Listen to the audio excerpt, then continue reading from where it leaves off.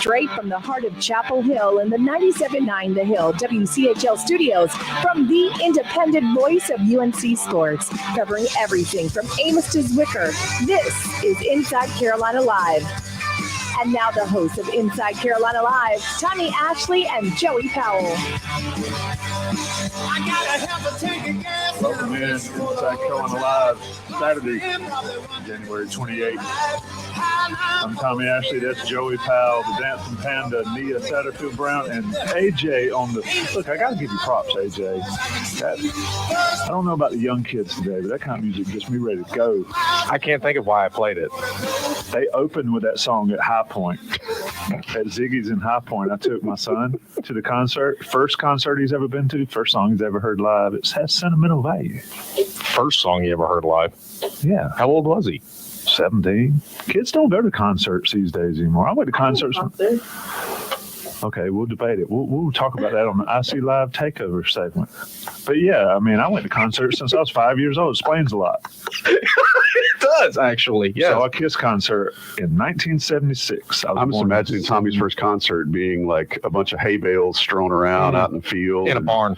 A guy singing into a can. It was like... Remember Oh Brother, Where Art Thou? Was Tommy an extra in Oh Brother, Where Art Thou? Yeah, pretty much that. Is another one of those Ain't My movies I haven't Constituency. seen. Y'all wake me up. Happy O'Daniel featuring Tommy Ashley. Yeah. Are y'all done reminiscing about... Hey, you started it, making some stereotypes because where I'm from. You're the one. Talking about going to concerts. I mean, how long do you have? We can keep going. It's Crickets. fine. You hear that, Nia? This is what they do. So you come here long enough, and then they want to put you out to pasture with hay bales, and just like This could be worse. go on, old yeller. Could send you to the glue factory. What's that? Good morning, everyone. Welcome to Inside Carolina Live. So while we're here, It's a bye week, and we've absolutely jumped the rails with no concern for sports this week. North Carolina has the weekend off, like Joey said, the traditional bye week or the bye day for ACC basketball. Every team gets it. Carolina's falls this weekend. So we're going to talk about concerts and glue houses and escape rooms and all that stuff today. Escape rooms? You are deep in the bag this morning, sir. You're on one this morning.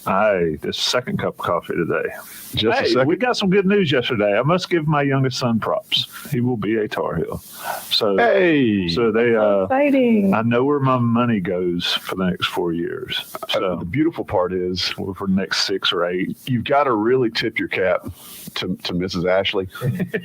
For those kids to be as successful as they have been, knowing, of the difficulty that they've dealt with, of having one great parent and Tommy. It's just the fact that they've achieved what they have is pretty awesome. It's impressive. Yeah. So 100% props to her. She's the ball hawk on the schoolwork, and she put the full court press on them from day one, and it paid off. And now I just want to know when you're going to get the condo up here, so that y'all don't, y'all can just be close. Yeah, to let's the boys. travel. Yeah. I mean, I'm trying to get them out of the house, not come stay with them. Gotcha. I mean, I come up here and do this show because I have to and cover some sports. But no, congrats to him. He's happy. He's excited. UVA comes through with a full scholarship. We may have a debate, but we'll see. Well, if you know anything, if they come through with a full scholarship, they'll do it at the very last second. And they'll slow play it, and they'll pass a lot. That's a basketball joke for those of you who didn't follow. Let's talk. What we got on this show today, Joey? Carolina got a couple good wins. NC State since we last spoke. Since we last met with our friends, our audience. North Carolina, the beneficiary of multitude of free throws, beat the NC State Wolfpack. And that's the only reason they won was free Carolina throws. Clearly outplayed, except for that. That's it. If they hadn't murdered Taquavian Smith and had 92 free throws gifted to them by the ACC officials, aside from that, they probably would have lost by 100. Yeah, Carolina looked good at times, made some plays, made timely plays. The win at Syracuse, I think, was a big win for this team. You go on the road against ACC school, and we're going to get into it. YouTube chat's already fussing about us bantering. They'll get over it. I'm still reminded of the guy that said, if you're not into the subject matter within 5 seconds, you've lost me. Well, sorry, bro. Probably not the place to get your own show, sir. But, well, I'm not going to go that far. Get your Snickers this morning, Joey. What? Betty White and your Snickers. I mean, he is being himself, so there is that. What do you want from me? Let's talk about this. Well, Hey, North Carolina, Nia, what did you think of North Carolina State win? I love that you lean on the intern. That was a gritty win for sure. It's definitely scary seeing that fall, but North Carolina definitely needed that win, and they would not have won without all those free throws. Yeah, but give them credit. They made the free throws. They did make them, but the award was just high. They got chance after chance, in my opinion. And State was good. I'm not sure if we'll see that same State team in February. So, yeah, somebody just pointed out that I forgot to take the curtain down on the show, so there's the webcam active. Too busy worrying about concerts and first trips with his son. And hey, we are here. Hello, everybody. And look, I don't even have the graphic right. Good gracious. What are you is even happening doing today? There it is. It's an off week for everybody. It is a bye week, and that's what happens when things are on a bye. But shout out to the folks in the YouTube chat, even the folks that give us a hard time. It's much appreciated. I think the discussion this week is pretty simple between those two games.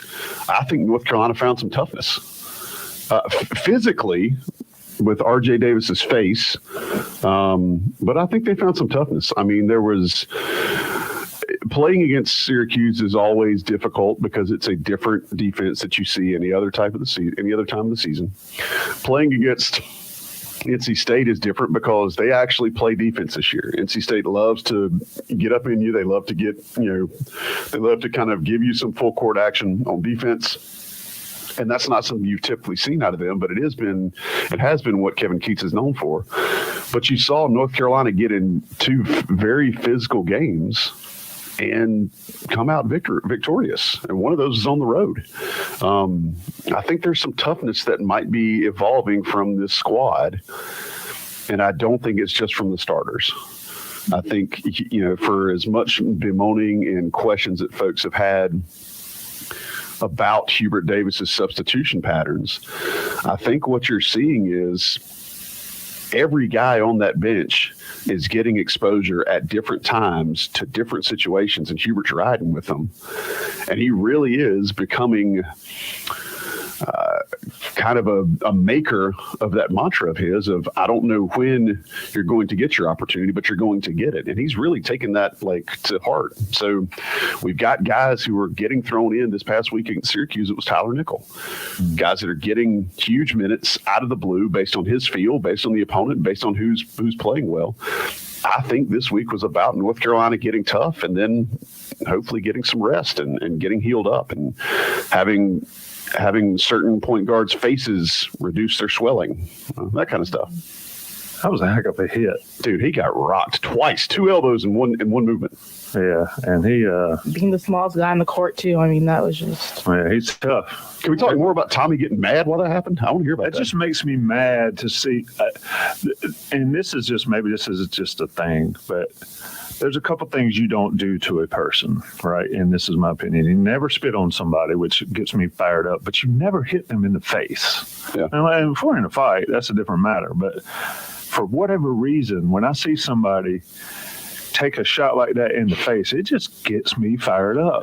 And I know for me personally, I mean, I'm old and, pretty much on the shelf these days, but if you lit me up in the face like that, we got to go. We're probably going to fight. We got to go. And I mean, it's one thing. I'll tell you a story. I was playing against a great guy on the 1974 national championship team for NC State. You old, bro. I'm old. I'm playing against him when I was 18 years old in rec league or industrial league basketball after we got back from college that freshman year. And it was my turn to D him up. I mean, and this is a grizzled guy. He's a contractor now. Love him to death. But I reached in and got in his little cylinder, like they call it today, and he cracked me in the face. And I was like, what the? And he was like, do not reach. And I learned right there, you don't play with those old guys anymore. But had it not been somebody I knew, that probably would have whipped me on the spot. Yeah. I went 0 to 60. Yeah. And he had a right to do it, but RJ just he got blasted. Well, it was the second time it had happened in that game too, right? Like he'd taken a shot earlier in the game as well that kind of crossed his eyes a little bit. But yeah, my man absolutely took a people's elbow in the face for his team with the game on the line. And, you know, aside from Dusty Rhodes coming out of the stands himself and winding it up, I don't know that Mintz could have hit him any harder than he did. Yeah, and I'll say that, let's talk about this though, because I think this is relevant. I don't know about all this flagrant foul stuff, right? I definitely don't agree with Leakey getting a flagrant 2 against. They legislated the injury there. Yeah, like that was they saw Smith laying on the ground in pain, getting a backboard, and they're like, well, we got to throw somebody out for that. That's exactly what happened.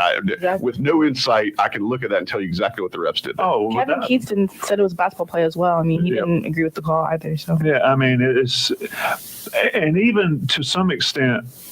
The play on RJ is a basketball player. I mean, you're taught to rip through, right? But that was excessive, and it was a charge. Clearly, it's a charge. So I don't know about the flagrant deal and how we're doing all that stuff with the ACC. It's kind of like the targeting deal on the football field. It's, you know, if somebody lays out, they're going to review for targeting. Yeah. Same concept, but anyway, he got lit up.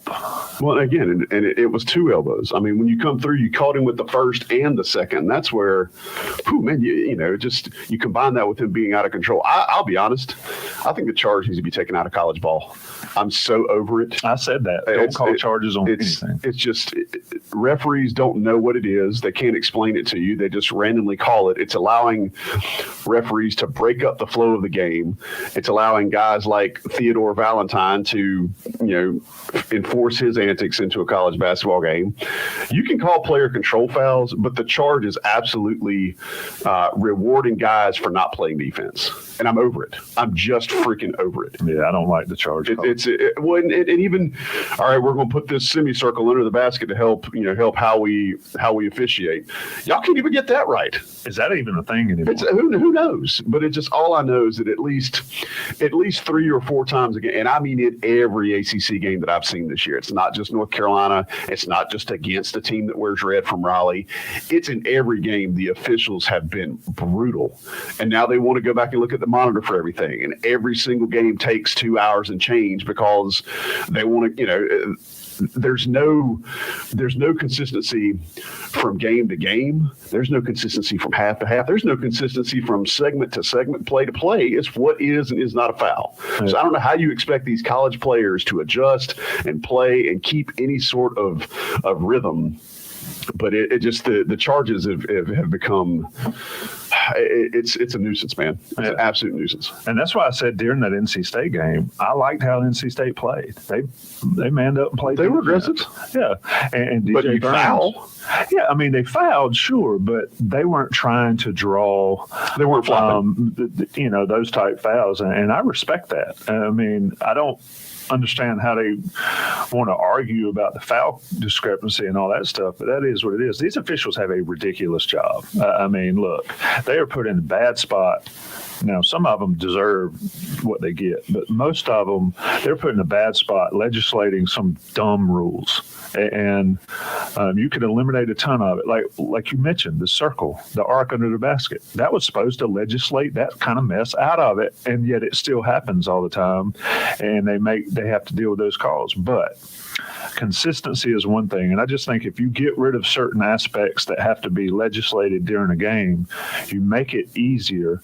They always say players will adjust. Well, I mean, Armando Bacot gets beat to death, literally. I mean, he takes as much of a beating as Hansbrough took, and then anybody else. I just don't understand how a guy like that doesn't get any respect. I mean, you can complain about the officials last week and the discrepancy all you want to, and there were still plays in that game against NC State where he was getting just clobbered and no whistle. Yeah, it is somebody asked on the message boards, it was an interesting discussion. Has it gotten too rough? Well, I would say go back.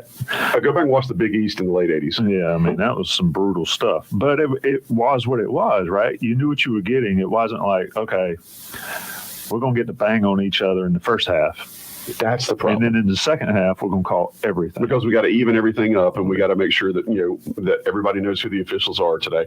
I will say, I do think against Syracuse, the officials were more consistent than they have been. They were more consistent than they were in the NC State game. They were more consistent in some other ones. But it's still, it is a problem. It is endemic throughout the league. And again, we've said it about football officials. I think it's time to use some of the money that college athletics is making and pay guys to be full-time officials. You can't expect these guys to be as good as professional league refs, and there's too much money on the line to get a guy that's selling insurance until 5 o'clock and then is calling a college basketball game with millions of dollars on the line for NCAA tournament implications, conference championship implications. You can't expect that guy to be as good as he should be. Yeah, I mean, I don't know any college basketball refs now. The one I knew retired, but I know college football refs, and they work 9 to 5. They do have real jobs, and then they get on a plane and go or drive to wherever they have to go.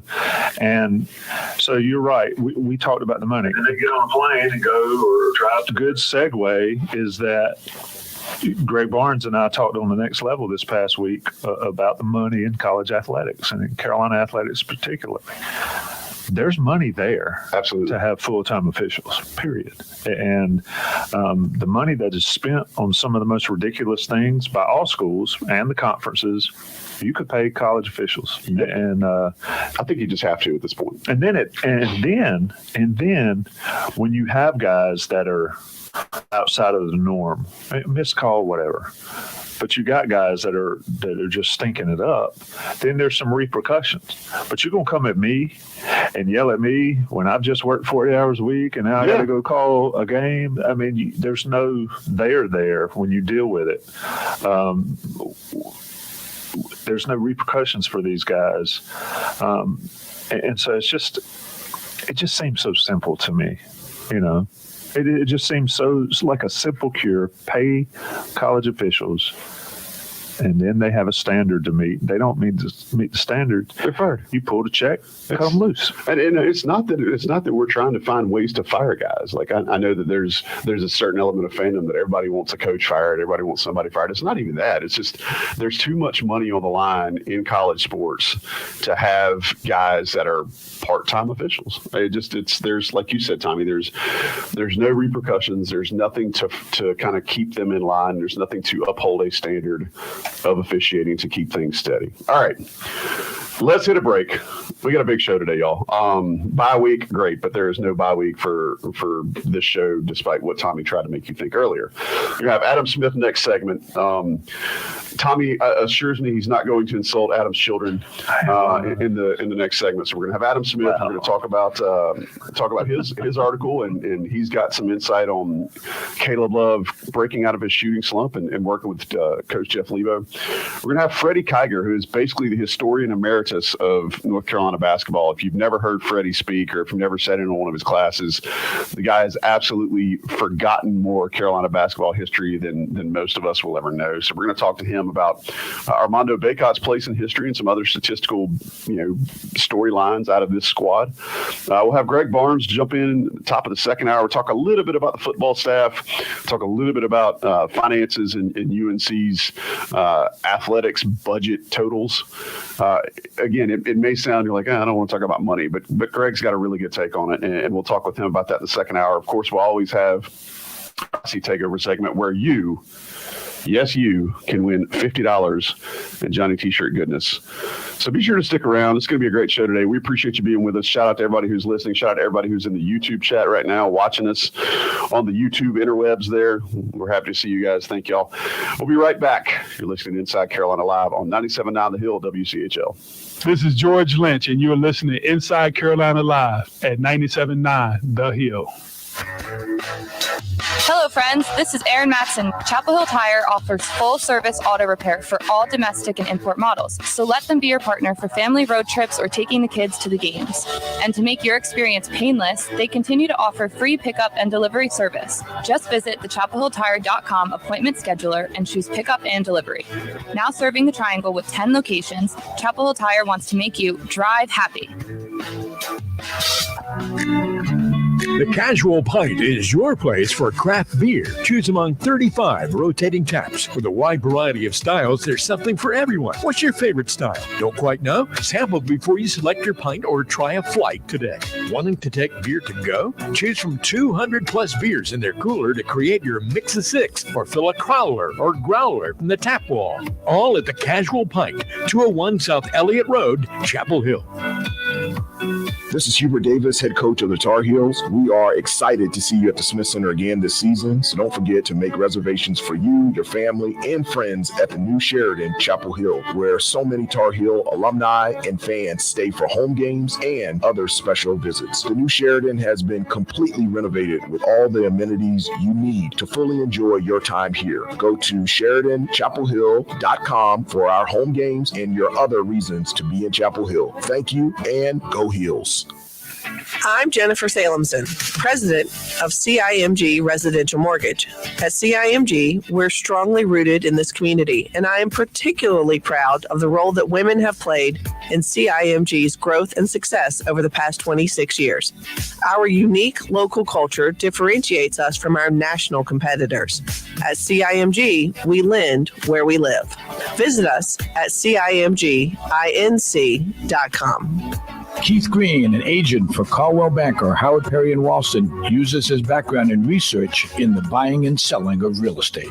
When people are dealing with their most prized asset, they're going to do a bunch of research. They're going to be looking at Zillow. They're going to be looking at what their neighbors did down the street, how much their house sold. It's probably 70% listening to what they want to have happen. And once they understand that I'm hearing them, then we put together something that's going to be best for them and meeting their needs, whether they're selling or buying. To learn more, go to KeithEGreen.com. Are you looking for a different real estate experience? Look no further than VRC Limited. Hi, I'm Randy Voller, its president. My father and I founded VRC in 1995 with a family-oriented vision. The team at VRC is part of the community. So whether you are a first-time home buyer, a savvy investor, someone who wants to buy or sell land, or you need assistance in selling your home, our team can meet your needs. VRC Limited, the best place to find your home. Online at vrclimited.com.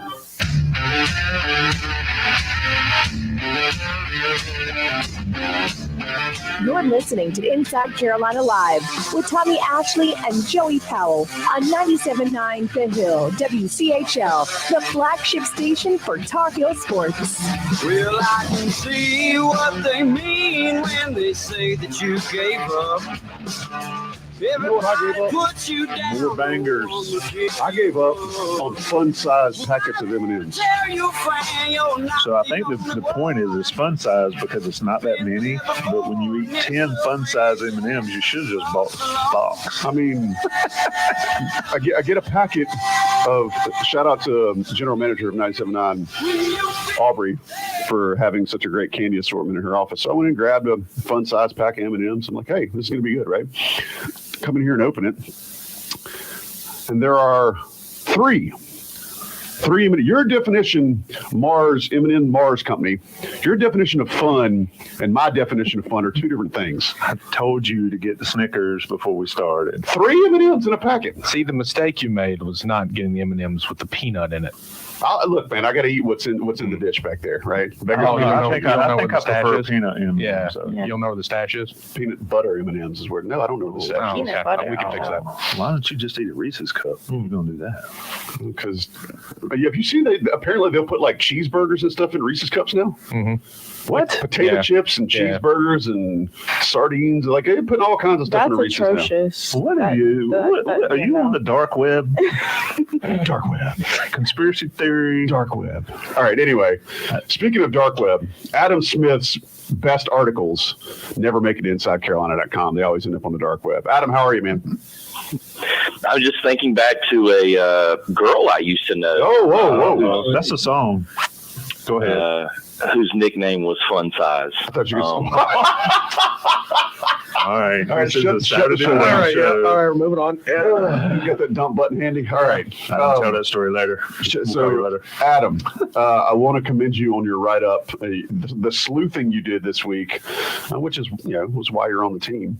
The sleuthing you did this week about Caleb Love and Jeff Lebo and working on his shot. I think a lot of folks around the North Carolina universe and fans and whatnot are still concerned about Caleb and him not scoring 40 points a night. Folks still want to criticize his shot selection, which I think can be valid at times. But what we saw in the first half against Syracuse was a guy taking shots in rhythm with confidence and shooting well in the first half. What did you learn maybe that didn't make the article, or what did you learn that you can kind of share with us today about what he and Jeff Lebo may have figured out to kind of help get him out of this slump? Well, see, the thing about me, Joey, is I try to put everything in there that I know. That's one of the reasons my quality of life is not that great sometimes. We really didn't get into specifics about that, about what they actually work on. But I just thought it was, obviously my ears perked up when he said that, and it's multiple times a day. He said we wake up and we're in the gym.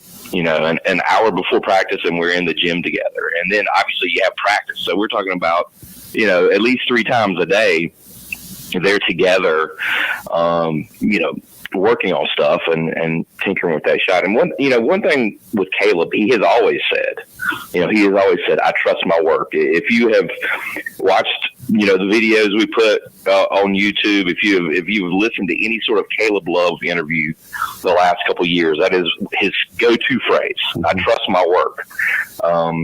Because I think he does, all these guys work their tails off. And I am certainly not qualified to psychoanalyze anyone whatsoever. But I think no one is more aware. He is highly aware of that, the shot hasn't gone in as much as he's wanted. He is aware of what the expectations were on him this season. I don't think anybody put higher expectations on him than himself. He wants to be a first-round draft pick. That's one of the reasons he came back to school, I think, because that was not a guarantee. He is very aware. I will never forget him saying during the NCAA tournament run last year, and when they got to New Orleans, Caleb and Armando in Philly, when they won the Sweet 16 and Elite Games in Philly, had mentioned they had a group chat last year, the players, called GBG, Get Back Gang. They wanted to get back and have a better season than they did the year before, Roy's last year. And they said in a group chat they would put everything negative that they could find that was written or said or anything about them. And I was talking to Caleb about it, and I was like, so it's just negative stuff? And he said, yeah, we want to hear everything. So I always remember him saying, we want to hear everything.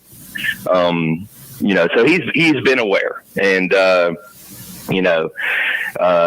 he's been aware that he hasn't been shooting well, and he's aware that the Syracuse game felt like it was a really nice step in the right direction. So following kind of that logic, it does shock me a little bit that his seemingly, I guess to be determined, breakout game came in an arena as big as the Carrier Dome, because that's usually not what we've learned about how shooters' eyes look and what the backdrop is. But do we feel like that maybe Caleb is back now? Was that enough of a breakout and enough of a streak in the first half to feel like, okay, maybe he's out of this, or are we jumping the gun because we're too eager to see it? I think it's to be determined, obviously. I know that doesn't answer your question, and I think you make a good point that, there are some wide open spaces in that dome. It is, it's not like where they have the Final Four these days where those things are just cavernous. The shooting backdrop is just, cavernous behind you. But, it is not like a tight little high school gym where you feel like, the shooting backdrop is different. So, I mean, I wonder, we talked about this, this is going to sound familiar to Tommy, but, we talked about this the other night on the beat, is I wonder how much of what he was able to accomplish, was a symptom of the zone from Syracuse. Obviously you have to move the ball. You have to keep that zone moving if you want to try to be effective with it. And, all three of those first half threes were of the catch and shoot variety. He was not dribbling and pulling up late in a shot clock, like, some of the, those moments I'm sure that make some UNC fans cringe when the shot clock's getting low and he's dribbling and that step back from 25 feet is coming. But, like you said, all in rhythm. They were all catch and shoots. To the second and third ones, he was getting passes from Armando Bacata and Pete Nancy just stepping into them. They open looks, clean looks, stepping in, and he was knocking them down. So I wonder, what happens Wednesday night when Pitt's playing man-to-man? What happens Saturday when he's at Duke, which, he's played very well against Duke in the past. It was kind of somewhat surprising when you're, in the dome and it's just so much room and everything for the ball to go in. But, he looked good on some of those shots. And you heard what Hubert said, we've been stressing good shots. We've been stressing taking good shots. And I think it's to be determined. I'm sorry, I don't have a hard prediction for you. I know that's not good radio. It's fantastic radio. Adam Smith here on Inside Carolina Live. Adam, we were talking earlier about the beating that R.J. Davis took against Syracuse and the toughness. And I wanted to ask you about that. This team in the past, North Carolina basketball in the past, rightfully, wrongfully, or otherwise, has sometimes not been labeled the most tough team out there. I think R.J. Davis single-handedly is changing that. What did you take away from the North Carolina State game, the Syracuse game, in that regard for this team going forward? Because the ACC, and you've mentioned it a lot, it's not the best conference in the nation by any stretch, but this stretch from North Carolina is about as tough in the ACC as it can get. And the Heels are going to need that toughness going forward. I love the ACC first off, but yes, I was, I'm a Raycom kid. And shout out I'm showing my age Billy there Packer too. And Billy Packer. We lost Billy Packer, and like you, I'm of that age. Those were legendary days. Yeah, man. Jefferson Pilot, baby. But I'm still waiting to get my Tommy Smith Food Line basketball goal that you could see set up at each store when you were a kid right around March. I never won one of those, but I really wanted one. That was Terry Holland. I used to think Tom Smith looked just like Terry Holland. Yeah, he looked like Terry Holland, yeah. I've never seen him in the same place at the same time. You're right, Adam. It's just my simple little Mebane mind, I would get confused sometimes, but I think that's one of the qualities. I mean, there's no shortage of things to talk about or to write about with this Carolina team through however many games. What is 21 games now? The storylines have been endless, and I think toughness has been one. First off, Armando, my Lord. That dude is taking a beating this year. Think about how many different times he's gotten hurt in a game. And he just, I think it's remarkable the way he has been able to bounce back from the bruised shoulder. He sprained both ankles. When he hurt the ankle at UVA the other night, I thought he might be out for a couple of weeks. He actually said after he played on it, he goes, "Yeah, I probably thought I'd be out 3 or 4 games." And then, he's gotten 16 rebounds. But RJ, yeah, my word. I don't know who it was. I wish I knew just because of my own weird curiosity. But when we were talking to the players at Syracuse, it was very, very tight hallways there in the dome, that part of the dome. And we were talking to Caleb Love, and someone, when we were talking to him about RJ, came past us, behind us, and said, he's a tough New York point guard. I don't know who it was, but I heard it on the audio. And, I mean, what else can you say about him? I mean, you know, the cliche of saying you put your body on the line. I mean, he did. You know, he had taken, you know, he had gotten popped in the nose earlier in the second half. He had been on the bench, and you weren't sure if he was coming back in because he'd taken the charge earlier in the second half where he got drilled in the face. And then, I mean, 1 point game, 10 seconds left, and here comes Judah Mintz, full speed, you know, length of the court, and the elbows are up and swinging. I mean, yeah, I mean, I think that there's an element of toughness to the team that is undoubted. You know, I wonder if RJ had to take stitches because I felt like there was a lot of blood. I'm not sure what it looked like on TV, but you know, I wonder if he had to take stitches. I wonder if they had to test him for a concussion. I don't know any of that. Maybe I shouldn't say that because that's very speculative on my part. But you know, what would Roy Williams say? Tough little nut. Well, he's certainly earned that moniker, if nothing else, just from the game on Tuesday night. But, Adam, last question. We'll let you get out of here. What do you expect they'll do during this week off? You know, Hubert's shown his proclivity to want to tweak some things and work on new things when they do get some time off. Do you expect anything specific to come out of this week? Well, yeah. Well, when you said that, I was thinking about Armando. I mean, how enjoyable is Armando Bacot? Because, I mean, he's just, in addition to being the greatest rebounder in UNC history now, I mean, he is such a goofball. You know, he was saying something the other night that he just survived at Syracuse. You got RJ walking around with blood spewing out of his face. And he was saying, you know, with a huge grin on his face, like, yeah, I'm just so glad we got this because we're going to have Saturday and Sunday off now. Yeah, like, okay, Armando. But yeah, that was something that Hubert brought up. I asked him about it after the Syracuse game. You know, does the break come at a good time? And he made the point, which I thought was a good one, that they've been such, you know, you get in such a grind of the midweek games, the weekend games, where basically in practice you're just preparing for your next opponent. You know, you're going over the scout, you're going over the tendencies.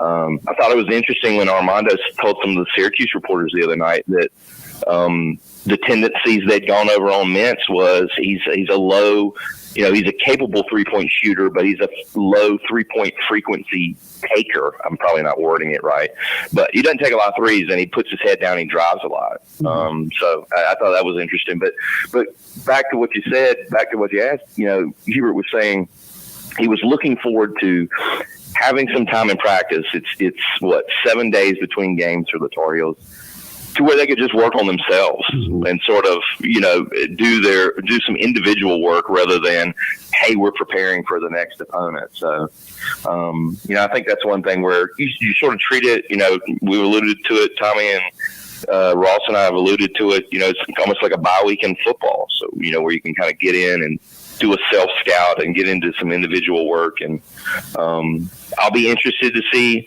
how they approach guarding Pitt.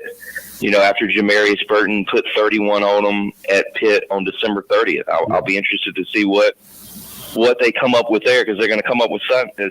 Because you remember the end of that game, you got Pete Nance's back is hurt, and DeMarco Dunn is trying to guard him, and that wasn't going well down the stretch. That's part of why that lead crumbled for UNC. So, yeah, I think it's a good time to sort of, for them to work on themselves, for them to catch a breath, for them to put their feet up and heal some, and buckle up, because, you know, the next game is February 1st. It's going to be a very busy February, and there are going to be a lot of games in there against a lot of teams in the top half of the league.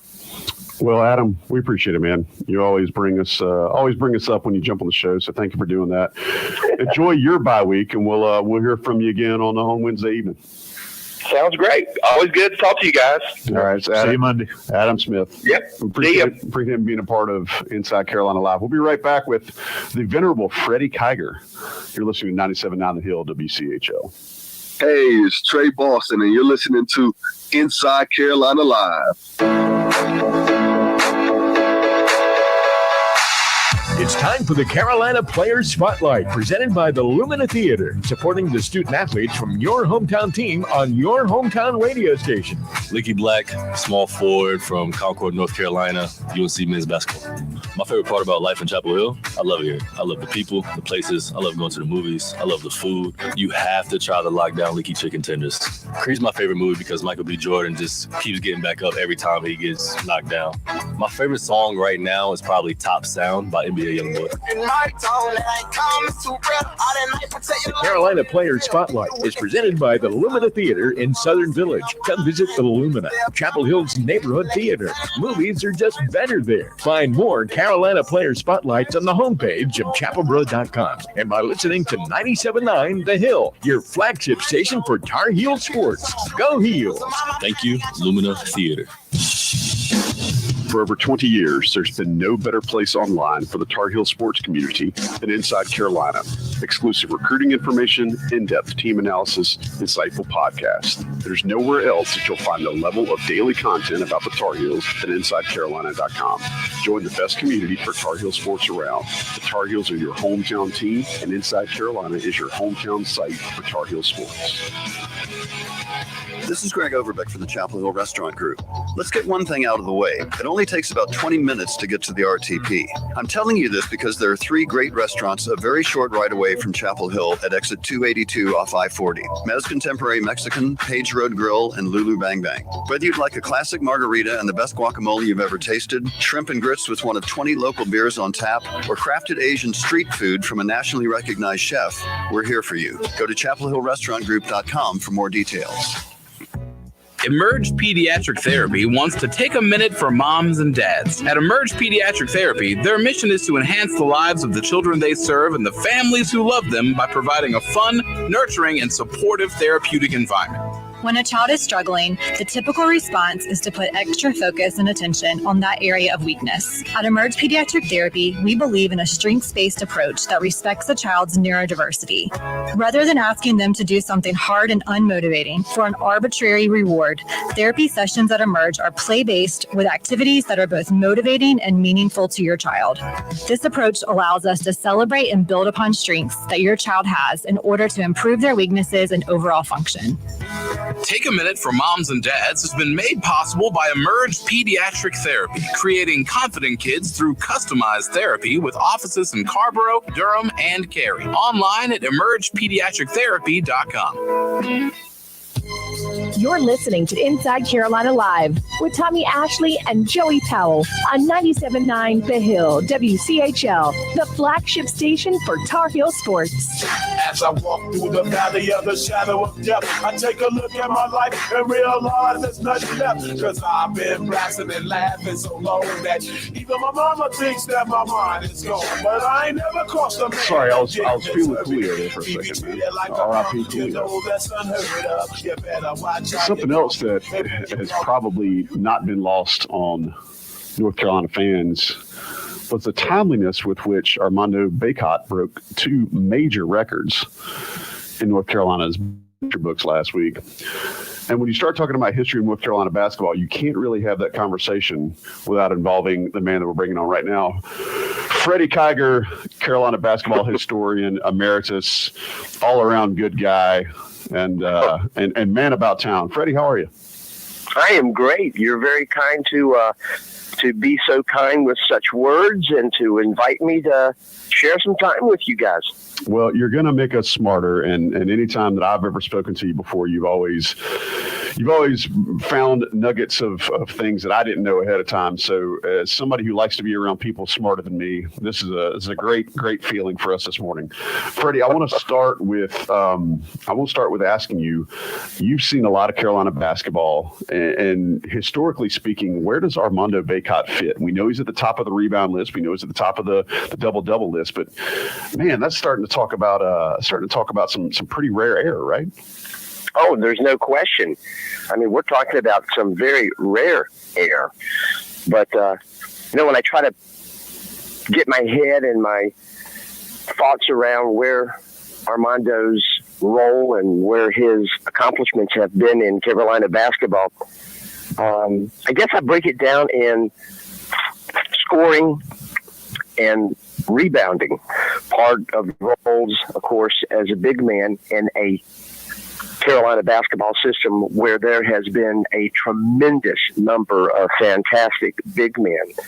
And so I'll do it this way, in the sense of the list grows shorter as we move on. The first list, scoring. Armando is a good, solid scorer, but you have to put it also in perspective. There are 42 other Carolina basketball players whose scoring average is greater than Armando's. 15 or 16 of those in that list of 42 before him were big men. So as a scorer, yeah, it's a short list, but it's certainly one where you can't really talk superlatives yet. Now let's move to the next category, rebounding. We're talking rare air. He holds about 10 rebounding records, or is in the top 5 or 6 in Carolina season, game, career, both rebounds and offensive rebounds. And then if we want to put something into even a shorter list for Carolina basketball, what he did last year in about a 5 or 6 week stretch, and what he did in those 6 games of the NCAA tournament may be without precedent. He took a very good team, and through his performance, through his play, he was a beast, a monster. There is no storybook season from last season without Armando Bacot going on one of the most remarkable, unprecedented tears in Carolina basketball history. So you've brought out you've kind of evoked some historical names, at least in my mind, when you start talking about the short lists that he's on right now. Who are some other rebounding giants? You know, you think about Jamison, Cunningham, Hansbrough. How do you feel like Armando stacks up with those guys when you're looking at his career as a whole? Now, are you referring to simply as for rebounding? I mean, I think it's, when you think about those guys, they had all of to get that good, you had to have kind of an all-around game. Because if you're rebounding the ball, you're getting a lot of putbacks, right? And I think Armando's done well at that. But I think about when you consider he against Jamison, the likes of Jamison, Hansbrough, and some Cunningham, some of the other ones. Excuse me. Where do you envision him with those guys, and what maybe does he have that they didn't, and vice versa?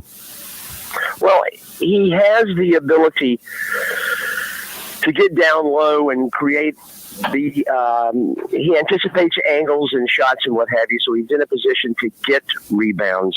But, I mean, we're talking about, as I mentioned earlier, we've had so many fantastic big men. I mean, you start talking about Tyler Hansbrough, Sam Perkins, George Lynch. We've mentioned Cunningham, Kennedy Meeks, Bryce Johnson, Antoine Jamison, Mitch Kupchak, Brad Doherty. In terms of total rebounds, Armando is number one. As far as average, he is 6th on Carolina's list, trailing Cunningham, Doug Moe, Pete Brennan, and of course all those guys were late 50s, early 60s. And then throw in Lenny Rosenbluth, also a member of those 50s teams. And then Rusty Clark, when Coach Smith was first starting to get the program turned in the direction that we all have come to expect with Carolina basketball. Where I see Armando being, if you will, more mortal is another part of the rebounding, or a part of the role that he has as the 5-man or the center, is the scoring. He is a very good scorer. But if you're stacking up the names in Carolina basketball history, as I mentioned earlier, he's the 43rd highest scoring average. 42 of those people ahead of him, perhaps 15 or 16, were big men. So while there is a fairly short list when you start thinking about all the personnel in Carolina basketball history, his scoring is certainly solid. The rebounding is the area, both rebounding and offensive rebounds, where he is in truly the rare air that you mentioned earlier. So I want to ask a quick follow-up, and I'll hand it over to Tommy. We're talking to Freddie Kiger here on Inside Carolina Live. Freddie, when you named some of the guys that had better rebounding averages, and you said Pete Brennan, I immediately started thinking, from that 57 team, did those guys have better rebounding average just because the shooting wasn't as good, or do you think there was something else to it? That's a great question. Fortunately, I was only 5 years old when when that season unfolded.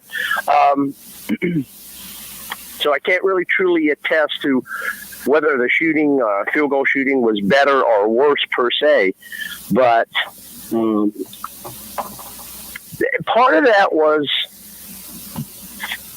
the fundamentals stressed by Frank McGuire and being on a very, very solid team with, while we make mention of that, as far as the ACC, Dickie Hemrick leads the ACC in career rebounds. Ronnie Shavlik of NC State, Hemrick playing at Wake Forest. You don't get until Tim Duncan, Ralph Sampson, Wayne Tree Rollins, Jaminski, Sheldon Williams of Duke. Quite a few of those guys who lead the ACC and for Carolina were playing in the 50s and early 60s.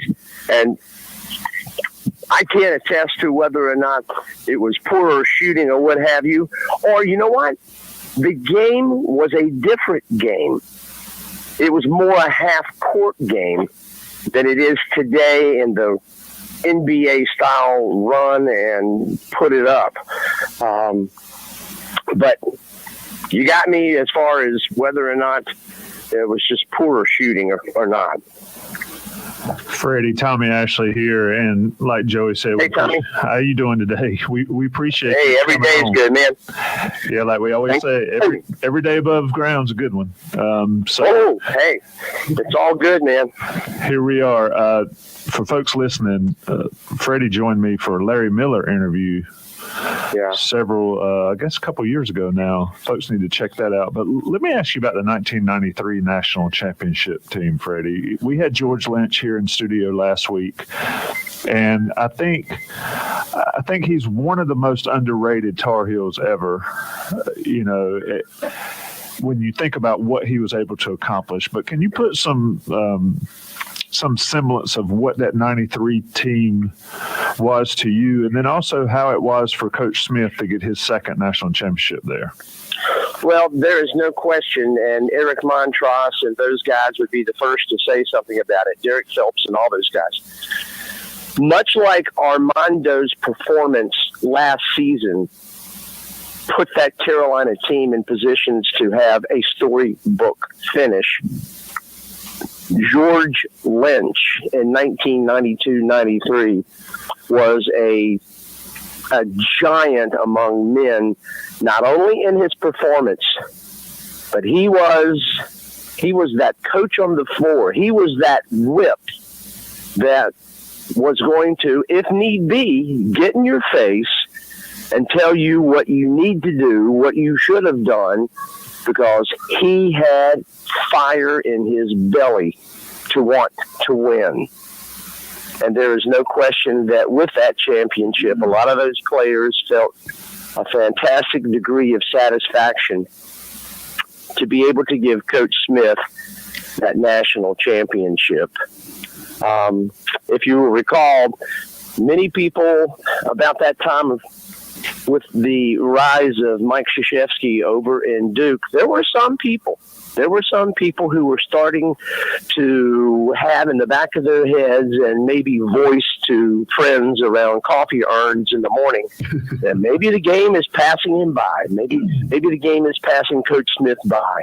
There's this young gun 8 miles down the road who's just won back-to-back national championships. So the team heard that, I'm sure, in the back of Coach Smith's mind, Coach Guthridge, Roy, and all those guys. There was a little bit of, oh, no. It hasn't passed anyone by.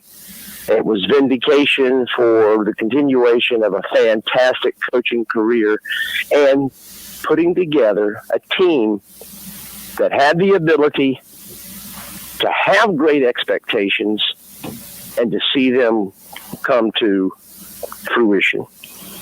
Well, Freddie, we always have great expectations on this show, but you're one of the few people that will meet them at the drop of a hat. So we appreciate you, sir. Thanks for making time for us. Again, we're always smarter after talking to you. And hey, and may I add one quick thing? Please do. You know, the thing also about Armando that is a little bit of a qualifier. It's something that, despite the fact that he's been so special for North Carolina, he's yet to make an All-America team, a first-team All-America from a major publication. He also has yet to qualify for his jersey to be in the rafters. So we're hoping if they were taking the vote today and he wins ACC Player of the Year, the jersey goes in the rafters. So it's amazing to, all the expectations and all the incredible play. And yet I'm certain Armando would love to be able to have that special thing that you carry with you for the rest of your days about knowing that your play was significant, you helped your team, you have a jersey in the rafters, and that in itself stands the test of time. And I know that Armando would love to have a national championship. Well, those are two things that'll definitely get him up there, as you point out. But oh yes, we appreciate you, man. Thanks for doing the show. Thanks for being part of it today, and we'll hope to talk to you soon. You guys are so kind to ask me to come along and be a part. Thank you so much. All right. He's Freddie Kiger, UNC basketball historian emeritus. Again, you've probably seen him sitting at the scorer's table at the Smith Center and not knowing it, but Freddie has forgotten more than most of us will ever know. We appreciate him being a part of the show. We'll be right back with hour 2 of Inside Carolina Live on 97.9 The Hill, WCHL. This is Anthony Elsie, and you're listening to Inside Carolina Live. Go ahead. Mac Orthodontics is in the business of making people smile with confidence. Here's Megan, a happy parent, with more. Very first time that I walked through these doors, I was absolutely blown away by how professional Dr. Mac was. Dr. Mac is such a great guy that you almost want your kid to have a problem with their teeth just so you can come here and spend time with him. He's a great orthodontist, but he's more than that, a fantastic human being. I love him. Mac Orthodontics in Hillsborough and Burlington. Start loving your smile. Learn more at macortho.com. All About Insurance is proud to announce an exciting partnership with Cincinnati Insurance, the high-value and high-net-worth insurance company. We specialize in luxury homes and collections such as exotic cars, jewelry, fine wine, and more. Cincinnati is an A+ rated carrier with one of the best and most comprehensive homeowners insurance packages for high-net-worth individuals. Isn't it time you had the insurance that fits your exquisite lifestyle? Call All About Insurance for a consultation at 919-933-4000 or visit allaboutinsurance.com. Hello, I'm Holly Fricaro, CEO of the Home Builders Association of Durham, Orange, and Chatham counties. This is the Home Builders Minute, where I interview one of our members every month about their expertise in the current housing market. This month, my guest is Lee Bowman, who is the board president for the HBA and a local builder and developer. So Lee, tell us more about your new company, Legion Land and Development. When you do what you love and you know how to do it successfully, people pay attention. And I've gotten more involved in my local community. Always look for ways to tie into local governments and nonprofits, schools. and businesses with the need for smart growth in this area. I really believe that by working together, we're going to build better and smarter communities where people are going to be extremely happy to live. With the growth that we're seeing, our local communities are making some really good strategic decisions. Can you tell us what you're seeing in that area? What I'm seeing here in Chapel Hill with the complete community approach, been really impressed with the recognition of the challenges that are upon us and the willingness to be open and thoughtful about how we grow as a community in creative ways, looking at transit-oriented development in particular, density, and the approach to create really great places and to focus on that in the public realm. Thanks for joining us on the Home Builders Minute, keeping us informed about the building and buying of new homes. Tune in weekly for this show, which is also archived under the Town Square tab of chapelborough.com and on hbadoc.com. Hi, I'm Trevor Holman of Trevor Holman Photography, and I know how putting your best foot forward can help you get ahead. That's why I've dedicated my talents as a visual storyteller to providing quality professional headshots for individuals, businesses, and industry leaders in the Triangle. Learn how your look can put your best foot forward with my column, Best Foot Forward, at the end of each month on chapelborough.com or visit trevorholmanphoto.com to book your session with me today. Hi, it's Jones Angel, voice of the Tar Heels, and you're listening to your flagship station for Tar Heel sports, 97.9 The Hill, WCHL, Chapel Hill. Coming to you straight from the heart of Chapel Hill in the 97.9 The Hill WCHL studios from the independent voice of UNC Sports, covering everything from Amos to Zwicker. This is Inside Carolina Live. And now the hosts of Inside Carolina Live, Tommy Ashley and Joey Powell. Welcome to Hour 2 Inside Carolina Live. Joey Powell. Joey Powell. That's my name in other parts of my life. Joey Powell. He is Satterfield Brown and AJ with some Night Train. I'm going to keep the stories to a minimum. Second half of the show, Inside Carolina Live. What a great guest with Freddie Kiger on before the break. Adam Smith before that. Freddie is a legend. I think folks have probably interacted with Freddie, may not know it, but I mean, dude's been a history teacher. He has written books, scholarly papers, taught classes, keeps stats. Like, just the dude is the most interesting man in the world, but just such a salt of the earth human being. Yeah, had his face on the wall over at was it Spanky's? Yes. Yeah, had his face on the wall. Yep. Yeah, one of the caricatures right next to Ron Stutz. Mm-hmm. Yeah, I mean, just there are a lot of people in this world. Very few are nicer and a sweeter man than Freddie Kiger. Do we have our other legend? We do. Yes, we are ready for that. So we go from a North Carolina legend to an inside Carolina legend. Ain't nothing but a G-thing, baby. Mr. Greg Barnes. Greg, is it too cold for golf today? Oh no, you're still on the shelf, aren't you? I am. It is not. It is a perfect golf weather in January. So the fact that I'm hobbling around right now has not put me in a good mood this morning. Now, see, I just assume Greg is going to be out on the course today, driving his golf cart around and just sitting, up on the path, judging guys as they're lining up their putts, and say, you know, there's a little break to the right here. You need to aim about 2 cups out to the left. And I can just see Greg doing that all day just because he's mad about being on the shelf. Well, he is you're coming to realize that with age comes consequence. This is true. And Joey, I will be out there with my son later doing exactly that. So you're not far off. Perfect. I love it.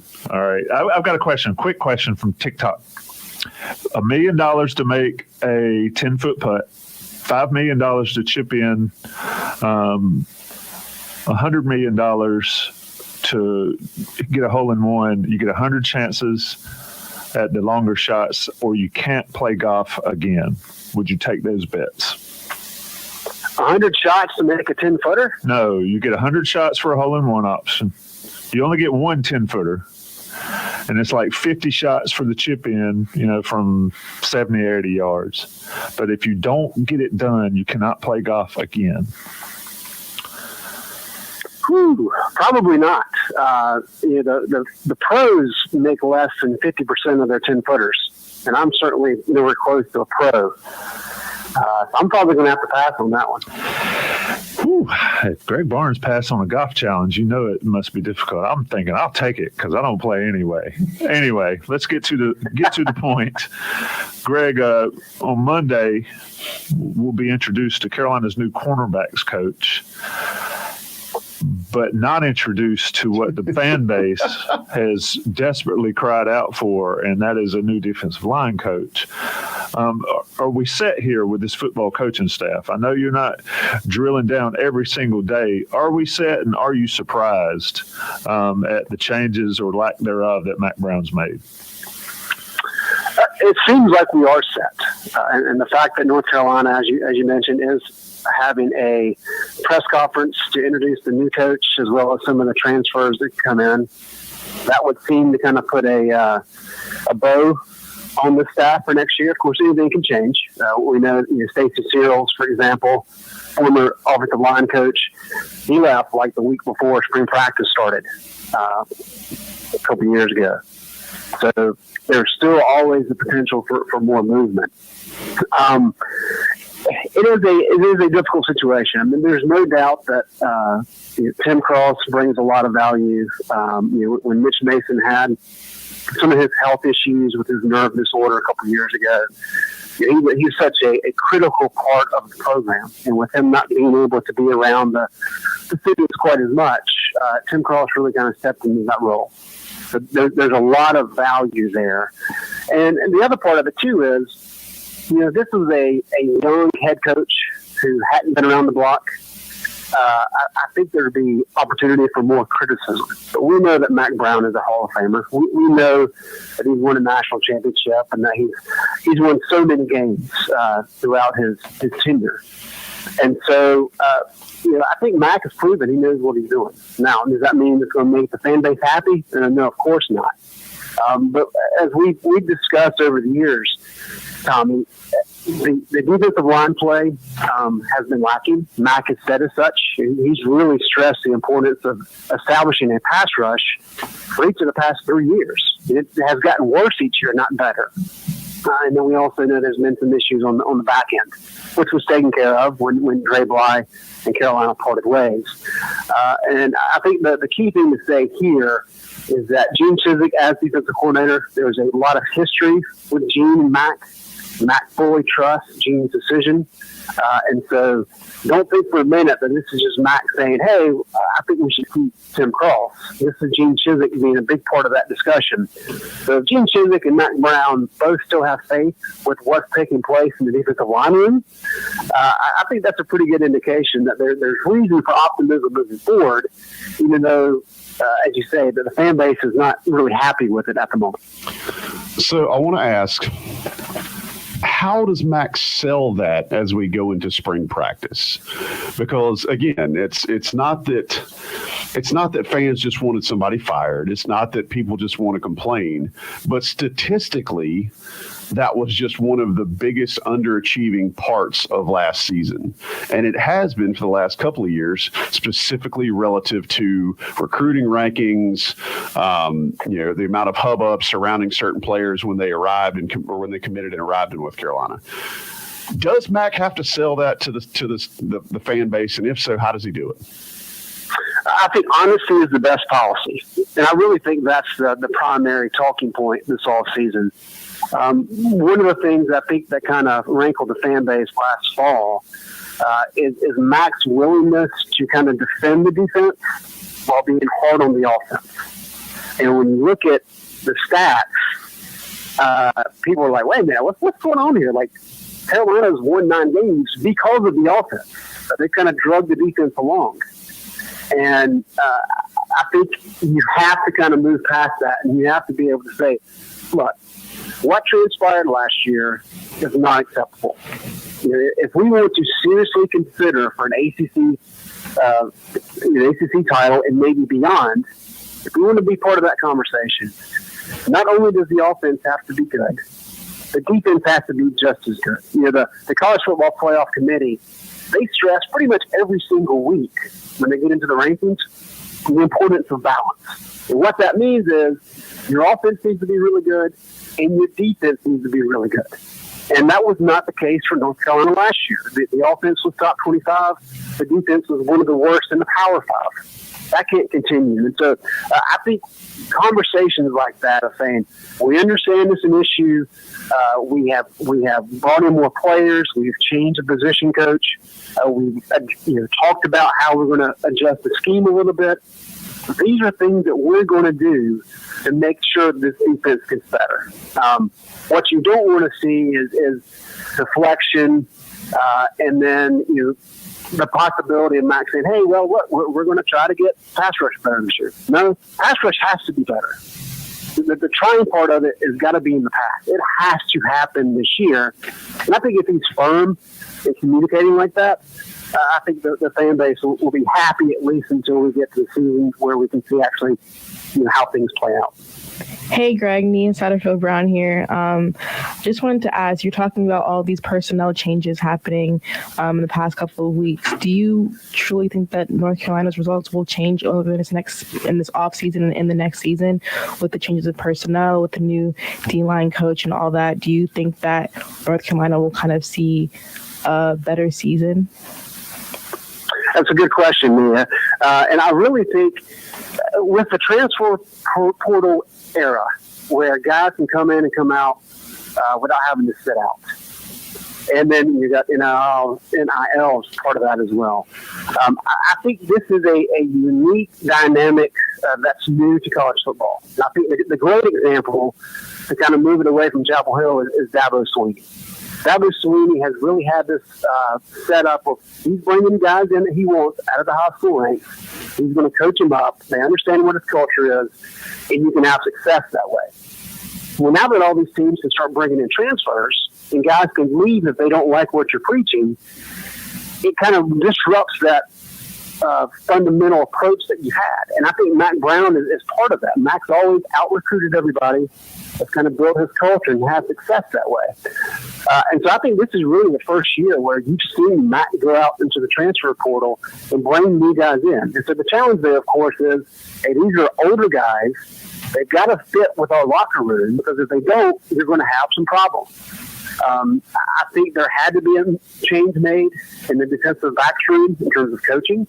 That took place. They had to get some new bodies in. That took place. They had to find some new wide receivers. That took place. So I think all the right things have taken place this offseason. Of course, we can have a discussion about the defensive line coach situation. But beyond that, I think all these are very positive moves. And I think that should help shore up some of the deficiencies this past year. So that should take stage, because Mac Brown's really preached about 2023 kind of being the year everything was moving toward. That was going to be the special year for Carolina. And I think with some of these moves, to answer your question, yes, there is the opportunity for Carolina to build upon what they did last year and be even better in 2023. Yeah, we're listening to Greg Barnes, Inside Carolina, legendary Greg Barnes. Jason Jones, new cornerback coach, 9 transfers or 10 transfers. We'll get to talk to them on Monday. And, of course, all that content will come to everybody at InsideCarolina.com. Greg, you and I discussed the money. The show me the money aspect of college athletics, specifically North Carolina. Just give some of our listeners and watchers here some of those overviews that you got from looking at those numbers.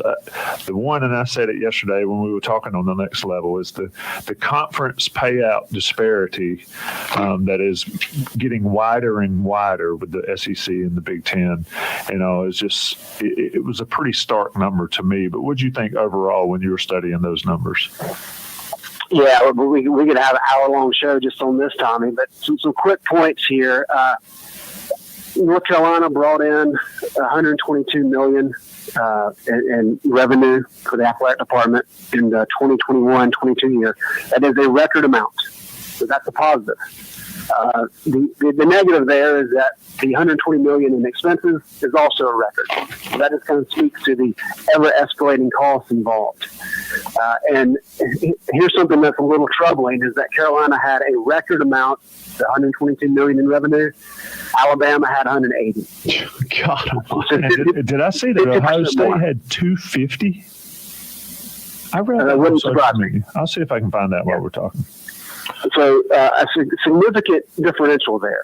And I think one thing that's important for North Carolina fans and everybody in the community to understand is Carolina is not able to pay their coaches as much as some of these SEC and Big Ten schools. We know that. What's important to understand, though, is that it's not because there's a lack of trying. Ever since Larry Fedora was here, there's been an emphasis on increasing not only the head coaching salary, but all the assistant coaches' salary, as well as adding support staff. Carolina is doing that. They're really making an effort through the Rams Club and through the athletic department to continue to build their staff to make sure they can be competitive. And that's very important. You can only do so much, though, when the money's not there. And to Tommy's point, ACC distribution for North Carolina in 2021-22 was roughly $38 million, which is pretty good. But then you look at the Big Ten, their projected total for this year is $57 million, and that's per team per year. So there's about a $20 million differential right now. If we project that forward, some of the numbers we've seen for 2029, for example, is that the Big Ten and the SEC will be upwards of 120 per team per year. The ACC current projections for that same 2029 year is roughly half that, at about $60 million. So it's just a big challenge that's getting even bigger with each passing year. Greg, here you go, and then I'll kick it back to Joey and Nia. The Ohio State Athletic Department reported revenue surpassing just $250 million during the 2022 fiscal year, according to their annual statement to the NCAA. $250 million in revenue for Ohio State, $122 million for North Carolina. You don't think that, folks listening to this, don't think that is gigantic? So, I mean, that's not even fair. So let's take the next step. Greg, to your point a second ago, and using Tommy's context clues here, can North Carolina fix that and remain in the ACC? Honestly, Joey, I don't think so. Just because if you look at kind of where North Carolina's revenues come from, one is ticket sales, and I mean we're talking about Kenan Stadium being a 51,000 seat place. Ohio State's double that. And then you look at contributions. Carolina does a pretty good job of contributions. I don't suspect that'll grow tremendously. And then you've got the ACC distribution. I mean, that makes up roughly, those three things make up roughly 75% of the revenue. And I just don't see massive changes in those three things. But then you get into the question of, okay, well, how do you correct it if we stay in the ACC? And the only answer there really that they have in the only bullet they have in the gun, if you will, is convincing Notre Dame to come to the ACC. And with the college football playoff expanding to 12 teams, I just don't think that's feasible. I think that's a pipe dream. But then the other side of it is, then North Carolina should lead the ACC. Well, Rennie Wrightsville runs through 2035-36. And what that means is any media rights that Carolina has between now and 2035-36 belongs to the ACC. So they go to the SEC, those media rights belong to the ACC. And then there's an ecstasy. I don't know what the total is, but we're talking $500 million plus dollars that UNC would have to fork over to the ACC if they just bolted. So they're kind of locked in until somebody tries to take it to court and challenge. I don't think Carolina will be the first team to do that. I think it'll probably be a Florida State or a Clemson if it comes to that. But that's kind of the dire straits that the ACC and North Carolina is in right now. If anybody needed something sobering on a Saturday morning, that'll absolutely do it, especially the folks who are listening to this show. Greg, we appreciate it, man. It's a heavy topic, and as always, you're bringing the thunder, but we appreciate your insight and appreciate you making time for us on a Saturday morning. Sounds good. Thanks, guys. All right. He's Greg Barnes. He will be he'll be riding around being Dad, the golf coach, later today. So if anybody is at a local course and sees him watching his protege chip and putt, be sure to give Greg a hello. All right. Be right back. We're going to do the IC Takeover segment here coming up. Remember, if you hit us with your questions, either on the message boards or on Twitter at Inside Carolina, you could have your chance at winning $50 of Johnny T-shirt goodness. So make sure you get those questions in. We'll be right back. He's Tommy Ashley. I'm Joey Powell. Nia Satterfield Brown in with us this morning, and AJ pressing buttons so that the hamster keeps running in the wheel. You're listening to Inside Carolina Live on 97.9 The Hill, WCHL. This is Zach Penalto, and you're listening to Inside Carolina Live. What's up, Tar Heels? It's Armando. Blicky Black. And RJ Davis. After we put work in on the court and in the gym, there are no better places around than Oya Cantina, Town Hall Grill, and Town Hall Burger and Beer. From a wide variety of Latin American dishes to quality burgers, sandwiches, and salads made to order. Plus lockdown chicken tenders. The Mondo Burger. And my famous Cajun shrimp burrito. They have everything you need. And who knows? You might even see us there. Let's go. Ever need something from a friend in the time of need, a chainsaw or a ladder? What about insurance? At Farm Bureau Insurance, local agents like me treat our customers just like friends. And I'm happy to use my experience to help all my friends in Chapel Hill and Carborough protect what they love. I'm Robbie Norris. Call me at 910-840-0833 for a quick auto, home, or life insurance quote, and to learn more about how Farm Bureau Insurance can save you time and money. Come to the Ackland Art Museum to see Good Object, Bad Object, an exhibition of recent acquisitions of unconventional contemporary sculpture by artists such as Amalia Pica, Carl Andre, Annette Lemieux, Martin Creed, and Ronnie Horn. On view now through April 2nd. Find out more about the exhibition and related public programs at ackland.org. The Ackland is located at 101 South Columbia Street in downtown Chapel Hill. Admission to the Ackland is always free. The Ackland. Look close, think far. Hey, Jack, if you were to describe us at Alma's Jewelers, what would you say? Great question, Ellie. I'd say we bring the bling. Well said, my friend. We have so many beautiful pieces, truly the largest engagement ring and wedding band selection in the area. Bringing the bling means we specialize in diamonds, engagement rings, and wedding bands, and we are on site for custom consultations too. Oma's Jewelers in Eastgate Crossing is the place for bridal jewelry in Chapel Hill. Oma's Jewelers. The name means diamonds. Let's engage. Online at omasjewelers.com.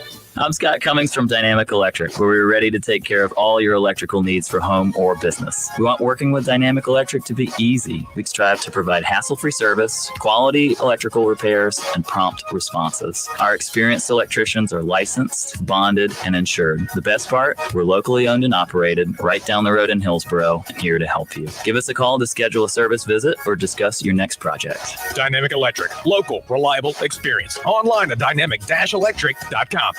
I'm Hank Hill, and I sell propane and propane accessories. I think I've done pretty well. Talking about that dang old 401k, man. And that's Boomhauer. I used to get my financial advice from him. Been talking about that dang old Bitcoin and penny stocks, man. Dang it, Boomhauer, that was terrible advice. Thankfully, John Stillman at Rosewood Wealth Management helped me fix my mess. If he weren't my friend, I'd hug him. Dang old Hank and I ain't real, man, but Carolina Wealth Stewart is doing business as dang old Rosewood Wealth Management as a real registered investment advisor in the state of North Carolina, man.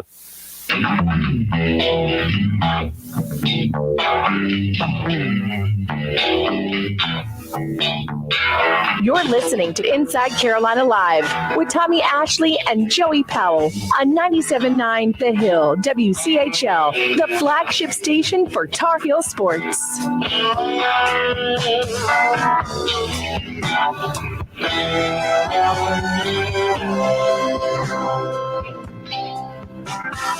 Come sit down, boy. Cigar. You're gonna go far.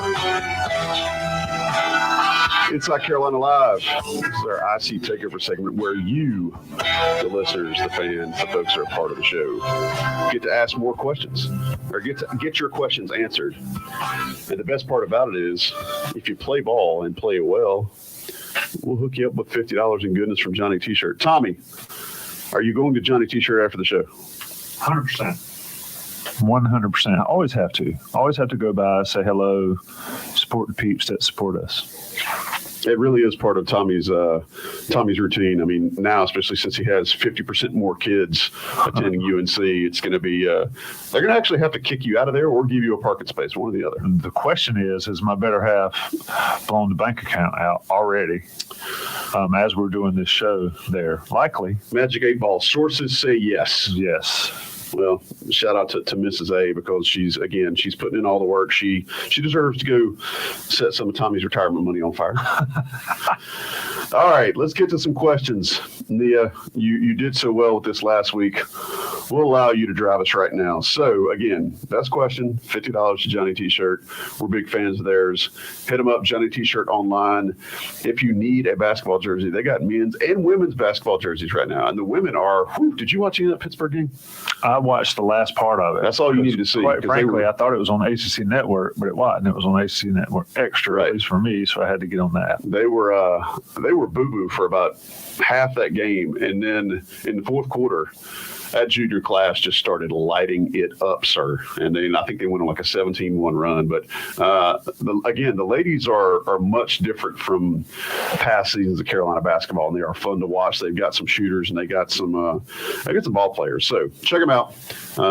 Johnny T-shirt has your ladies Tar Heel basketball jerseys if you need them. All right, Nia, turning it over to you. Fire away. Yeah, continuing the theme of football, I like this question coming from Wellesley Carson, talking about British Brooks. Is he going to be the best starting running back for UNC in football in the future? Is that a good thing or a bad thing? Coming back from injury, we know he was out basically the whole season, kind of assumed a coaching role for the Tar Heels. But now we have some young spark from Elijah Green. Caleb Hood's also making a return. We have George Pettaway, Omarion Hampton. So what do we think?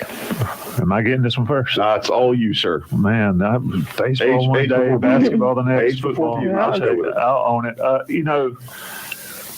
Here's the deal.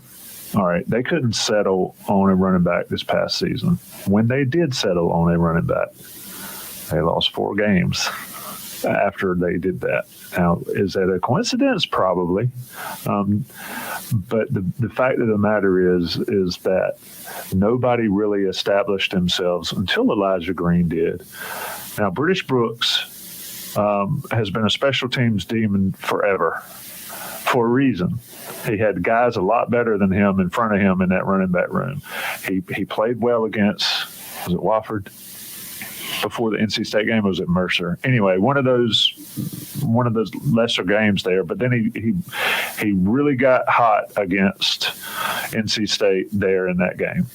And that game we're not going to mention. It's going to turn into the Virginia game in '96. We're not going to mention that game in Carter Finley, because I was the only one in that stadium saying this game's not over. Anyway, back to the question, Wesley. I think British Brooks, if he comes in and he's the starter, is it a good or a bad thing? I mean, you want the best player to play, but it will also mean that Hampton hadn't progressed, that Pettaway hadn't progressed. I think British Brooks can be very good. I think he can be, he's definitely a leader without question. His leadership alone coming back next year will be a big deal. But is he the top back in that room? I don't know. And I don't see that happening, quite frankly. Like I said, he had an opportunity to really step up in the Orange Bowl against Texas A&M, and they just couldn't get it done. Him and Josh Henderson that day. And so I think competition is a good thing. They always talk about if so-and-so's not going to start, he's going to make whoever beats him out work really hard. And I think that's the situation we have here in the running back room. But if they go to the season with 6 guys, 7 guys now with Jordan Louis, I'll be surprised. So, Tommy, I'm gonna break some news to you here. I am not a doctor. I don't know if you knew that about me, but I am not a doctor. So, I would be shocked if a guy coming off the injury that British Brooks had would be getting first team reps immediately. I think they're probably going to have to work him back in the spring. Now, to your point about how crowded that room might be, I think after spring you may see somebody else leave. I don't know that. I have not been sourced that. That is just my read on having 7 dudes in the running back room. I do think they're going to have somebody show himself as an all-around back. I think they had guys last year that were good at things. I think they had guys that were better in certain situations than some of their peers. I think what you got to find now is that guy that can really be relied on in anything: pass catching, pass blocking. Being able to diagnose what the defense is going to do, so you can help Drake in the RPO game. You got to have a guy now that can do all that stuff, and I think they've got enough veterans in the room that we should be at that phase. Who that guy is, I don't know, but I would be shocked if in that first game of the season that British Brooks is getting first team reps. I don't know that that's going to be the thing. But it ain't a bad thing to have him coming off the bench, that's for sure. No, like I said, his leadership in the locker room and on special teams. Yeah. Dude's a headbuster on special teams. Yeah, and people, that's one thing Mac talked about with the transfer deals. When guys leave because they're not getting first or second team reps on offense or defense, that kills you in special teams. And building special teams depth and having them be good. I mean, look at the elite programs have their studs playing special teams. A couple of reasons. One, they can afford to if one goes down on special teams because of the other guys, but also because they're loaded with talent, and special teams can win a game for you. We've seen them lose them for Carolina for sure. They can win them as well. All right, back to you, Nia. Next question is going to be a basketball question. Do we think that North Carolina has to be full steam ahead, kind of going into March, going into February, going to March, kind of ahead of March Madness, ACC championship stuff? Tommy. Oh, you're coming to me again. Yeah. So we're going baseball, back to football, back to basketball. Yeah, a lot of questions in here. Sean Crawley's question. I mentioned it on the beat the other night. I felt like the Syracuse game on this past Tuesday was similar to the Virginia Tech game up there last year. And something happened in that game, and people in the chat said they're surprised Baycott hadn't gone off with the fouls. Baycott threw down, I think, Aluma at Virginia Tech last year, and Carolina really turned it on after that. They had a bump in the road, but I think this Syracuse game could be a turning point. Get healthy, going into a Pittsburgh game in the Smith Center that they lost last year and looked terrible doing it. I think they need to, now's the time to start peaking and getting it together. They need everybody on the same page, and so that they are not trying to figure out things deeper into February. I think they play 8 teams in a row with winning records currently in the conference, something like that. That's a tough stretch. If you're not playing your best basketball at this point in the season, or by the end of February, then I don't think you're going to just click it when it comes time for the tournament. Yeah, I agree with that. Adding on, I think that we need to see more from our starters. I mean, I think we saw a lot of physical grit and toughness from RJ Davis, but we also talked about Pete Nance. He played the entirety of the contest against Syracuse. He played 40 minutes, had the game high, and he was tired after that game. That's what he told Hubert Davis. That's what he told reporters after the game. So I think that aspect of mental toughness needs to come from all of the starters, and we need to see that drive and that grit kind of play out on the table as we go into the bulk of ACC slate.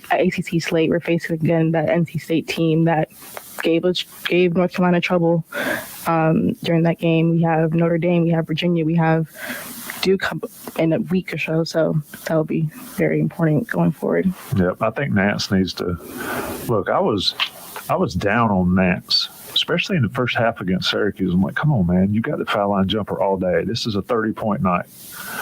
And then something clicked for him in the second half. He started balling out. The way you beat Syracuse in that high-low setup that North Carolina's had so much success with perennially is by being decisive quickly. And I think once he realized that, he figured it out at the break. And the jumpers he hit early in the game was because he was making decisions quickly, whether it was getting his jumper off or making that quick dump down to the short corner for Baycott's dunks. I think that's great for North Carolina to be able to have that success against that Syracuse zone. I do think they can probably take something from that game. And I mentioned earlier, down the stretch, it's going to need to be toughness.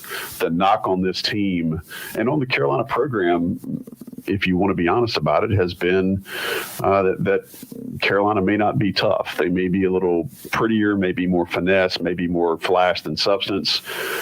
But games against teams that play hard defense like NC State and teams where you have physicality like they had against Syracuse can toughen you up. And I think, as you guys just alluded to, with the volume of winning teams that remain on this schedule and with the places that they're going to have to play on this schedule, if there's ever been a setup for them to be able to go into March with some battle scars and with their heads right, it's now. So I do think this past week, getting some toughness, you know how mad you get when you stub your toe?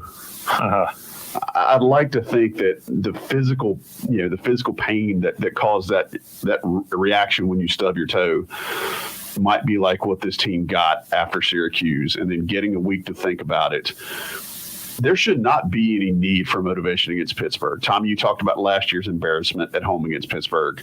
You saw them blow the game at Pittsburgh to Jamarius Burton, and Pittsburgh's still shown that they're a tough squad. So this could be a little bit of a get back, a revenge type mini tour before they get to the ACC tournament.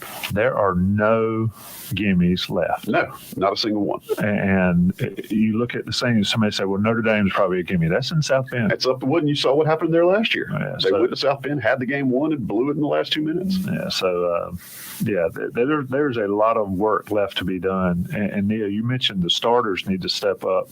And I agree there needs to be consistency across the board. I mean, you know what you're getting with Baycott. You know what you're getting with RJ. The other three, consistent from here on, but I think the bench, whoever gets their number called, people ask about, why didn't so-and-so play this and that? Hubert said it. Be ready when it's your turn and to do your thing.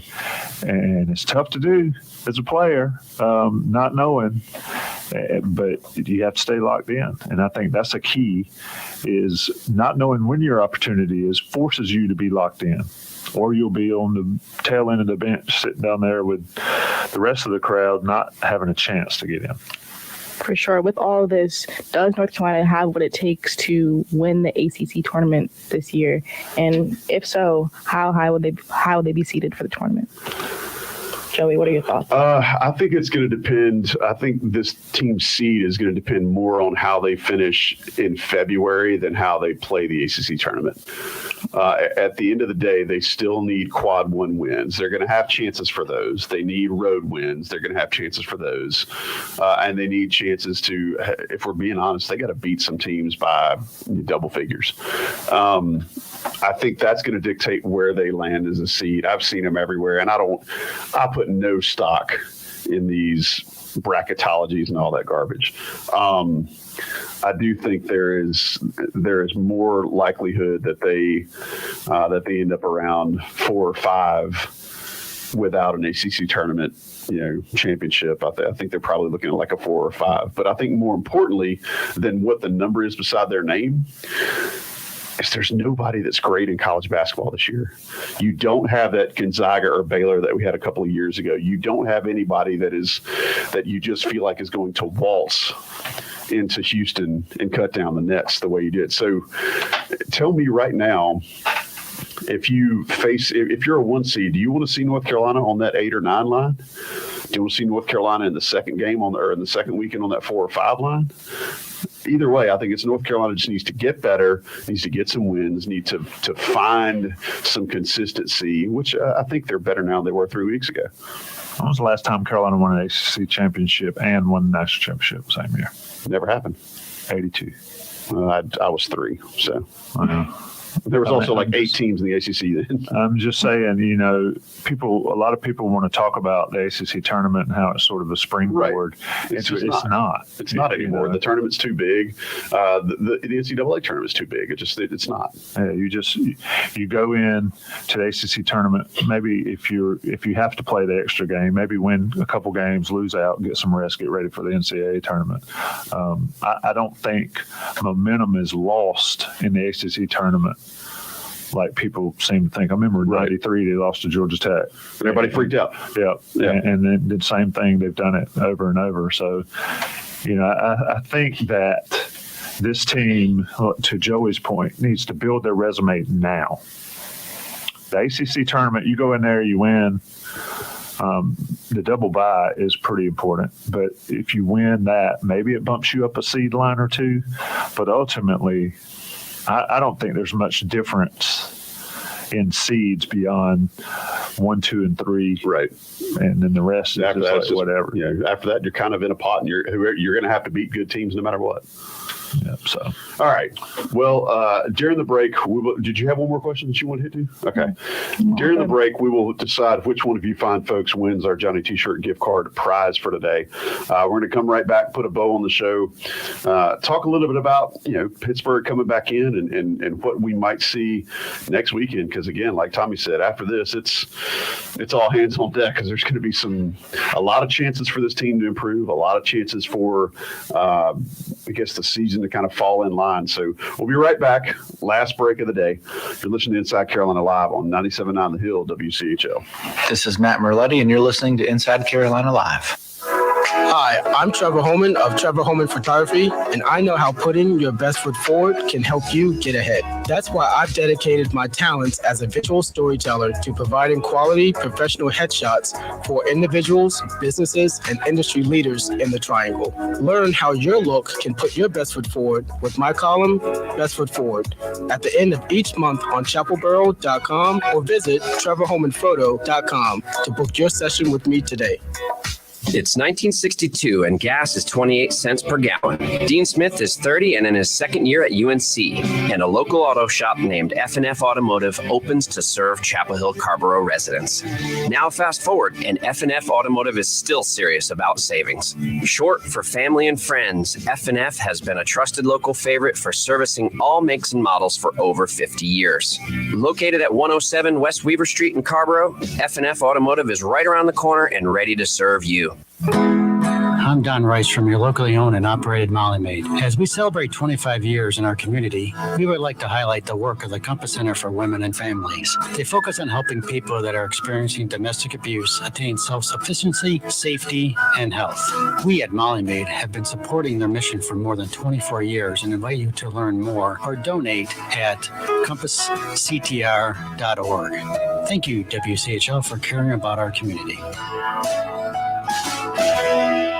At Tech Contento, we believe food is a celebration of life. That is why our name means Happy Taco, and how we know you will always live happy with our mixed fresh food. From tacos made with homemade tortillas to various rice bowls to our amazing chorizo dip, you are sure to smile when you taste what we have to offer. Come visit us on 15501 next to North China Village on the corner of Eagles Gas Station, or learn more at ta-contento.com. The Orange County Department of Social Services continues to operate pandemic-related programs for water and utility assistance and enhanced pandemic benefits for traditional programs like food and nutrition services. Staff is also available to assist with emergency financial support for rent and utilities, medical assistance through Medicaid, employment services, and other social work programs. Residents can visit either office location or call 919-245-2800. Tired of working from home? Need space for your team to grow? Visit the Bold Building just 10 minutes from downtown Chapel Hill and UNC. If you need an office for one person, 2 people, or a team space for 50, we have professional office space for you. When we think about where and how we work, times they are a-changin'. I'm Shayla with Bold Commercial Real Estate, inviting you to ditch the old way, jump on the bold way, and see how we can make your workspace the best it can be. Visit boldcre.com.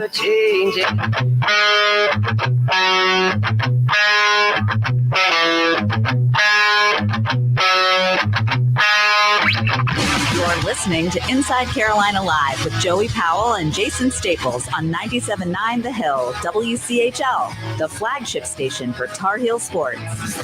Okay, I'll take the hit on that one. We fired Tommy during the break. Yeah, I'll take the hit on that one. Sorry, Tommy. We fixed the glitch during the break. It's that brings me back to some memories of that weekend. No, nobody wants to relive that. So we're going back to the App State game here today on Inside Carolina Live. No, that was Virginia Tech 2 years ago. I'm pretty sure. That was the App State game because that was Tommy's infamous call-in. Yeah, but Staples didn't do that show with me, did he? Yeah. He did? Yeah. Okay. All right. It's me, you, and Staples. Well, fair enough. Because we spent the entire conversation laughing at Tommy. I can attest that Tommy is here right now. Yeah, that's my bad. Despite what the flag It's said. not Jason Staples. I have fitting clothes, not schmediums. That's right. Wow. What's up, Jason? Oh, the strays are Wow, being man, caught. a lot of shrapnel out there today. I'm just saying, I mean, if I was fit like Jason is, I'd probably dress the same. Weren't you the guy in the middle of a show one time says, I have abs? Yes. we said Yeah, that was Tommy. Okay. Yeah. All right. Back to what we're really here to talk about. Okay. This team right now, Tommy, I want to ask what's different for North Carolina at the moment than maybe what we saw a month ago? You talking about good. You on basketball now? Yes. Good, bad, or indifferent. The only football segment was with Greg because he's been kind of on top of the coaching search / hire / not hire, but back to basketball. What's different about this team as we sit at the end of January than maybe what we saw around the turn of the year? Think about it. The end of the year was at Pittsburgh, that game at Pittsburgh. So what's different now than what we saw then? I think that folks understand on this roster that Armando Bacot is that guy for this team. And I think Bacot's post-game after Pitt lit a fire and woke some folks up and maybe even, got Hubert and his staff to sort of make it imperative that the ball goes through Bacot. And does it happen as consistently as it needs to? No, it does not. But it happens a lot more than it did earlier in the season. And I think that is the key for this North Carolina team. When you've got a big man that can just get you a bucket or get to the line or at least create gravity, we've talked about that in the past, it just makes everything so much easier for guards. I mean, the one thing that and we can go on and on about this because this drives me nuts. The one thing that watching this team is they still haven't figured out how to get it to Bacot efficiently with entry passes. Not a lot of very crisp and well-placed entry passes, I agree. It's just like, man, he's open. Kendall Marshall ain't walking through that door. Yeah, I mean, so that is still a thing. But I think once this team, in whatever way and however way it happened, realize that it's got to go through Bacot, then they've sort of played well. And they've got some confidence. And the bench has played. Those guys have figured it out. You might not play for 2 games. You might be first off the bench in this one. And I think those guys have come around to that a little better. Tommy, there's a bit of a trend in ACC, conference play right now. Do you know how many teams in the league are undefeated at home? I probably could find it, but I'll There's 4 teams that are undefeated at home as we flip the calendar over to February. Maybe some of that changes today, but Clemson's 12-0, Miami's 11-0, Carolina's 10-0, and Duke is 10-0. Wow. Yeah. Duke's 10-0. Duke is 10-0 at home. It's quite remarkable. And again, North Carolina is going to play against some of these folks. They do get Clemson at home. They do get Miami, I think, in Chapel Hill. Or do they go to Miami?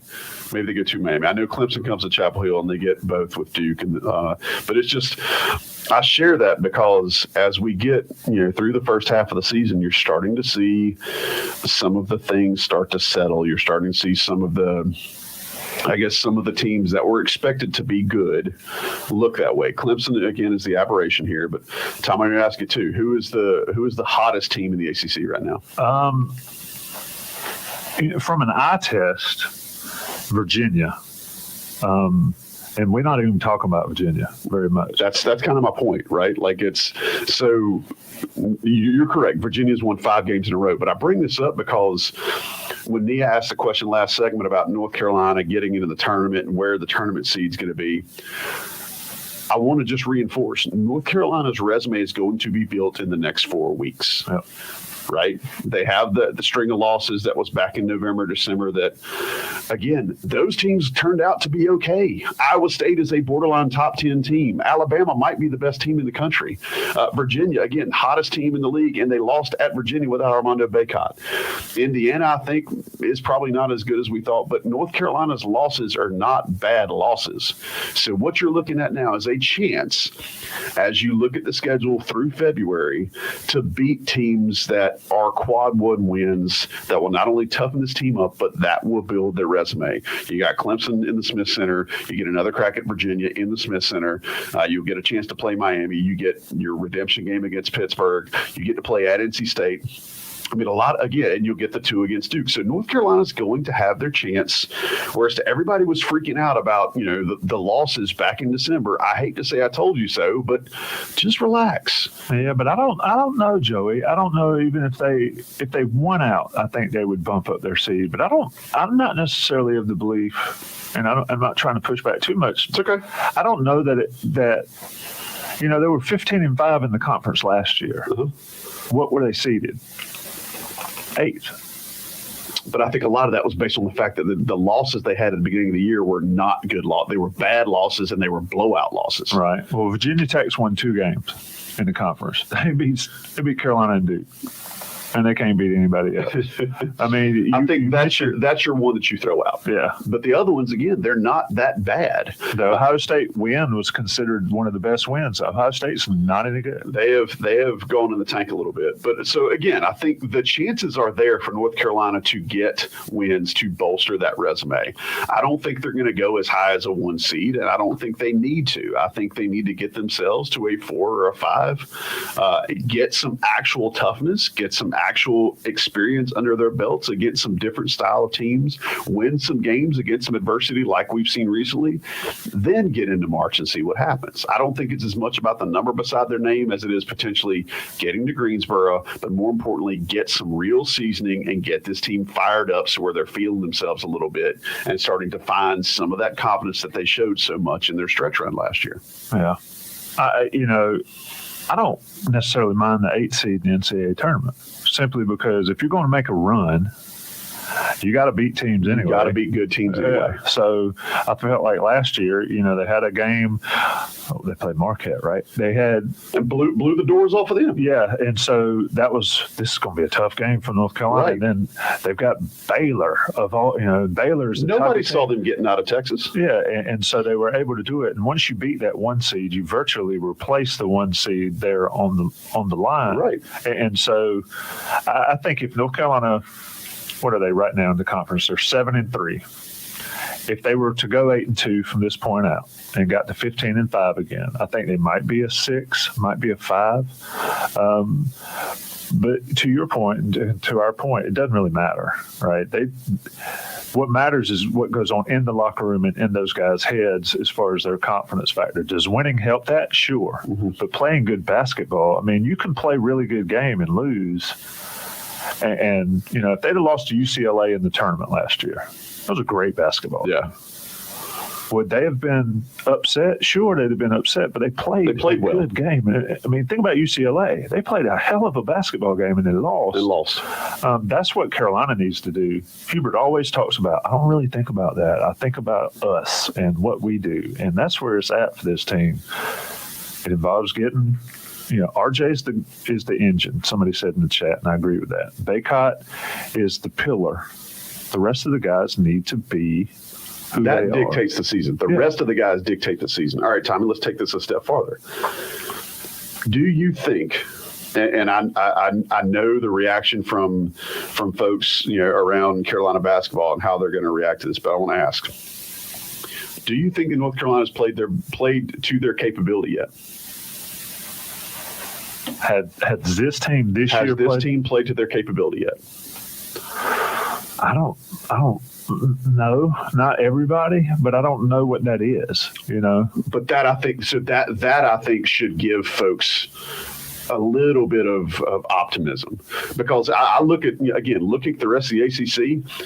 I think Clemson's played above their level. I'm still not. I do think Clemson is a legitimate team. I do not think Clemson is a legitimate second or third weekend of the NCAA tournament team. Clemson has not done very well away from home.